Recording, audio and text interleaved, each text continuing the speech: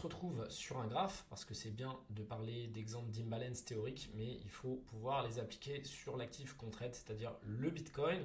Sur ce qui est de ce graphique, ce petit discours m'a laissé le temps de voir quelques zones d'imbalance intéressantes. Donc ici, vous voyez qu'on a donc une première zone d'imbalance. Alors attention à toujours bien prendre les mèches sur les 3 bougies. Donc bougie numéro 1, bougie numéro 2, bougie numéro 3. C'est pas grave que cette troisième bougie soit haussière. Simplement, on voit qu'il y a une zone d'imbalance et donc on peut supposer que le marché reviendra combler. Donc ici, c'est un exemple qui date du 9 mars, donc il y a moins d'un mois, il y a 2 semaines et demie, 3 semaines. Donc vous voyez que vous pouvez vraiment régulièrement trouver, on va voir ensemble, mais des positions à prendre. Comme je vous avais dit, vous pouvez viser par exemple le milieu, vous pouvez target le milieu de cette zone. Moi, je ne conseille pas, si vous voulez garder un risk-reward cohérent, allez mettre votre SL au-dessus de cette zone. Donc là, en l'occurrence, on aurait pu le mettre, prendre le choix de le mettre ici et aller target un niveau plus bas. Donc là, en l'occurrence, vous pouvez voir que si on avait eu la visibilité sur le marché qu'à ce niveau-là, notre plus bas, ça serait approximativement ici. Et donc, on pourrait aller target un nouveau plus bas et pour ce faire, par exemple, aller,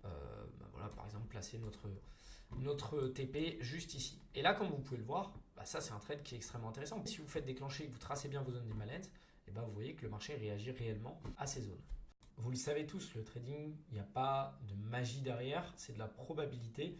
Et l'objectif, c'est de ne pas se tromper dans la majorité des cas en augmentant ses probabilités avec des choses intéressantes.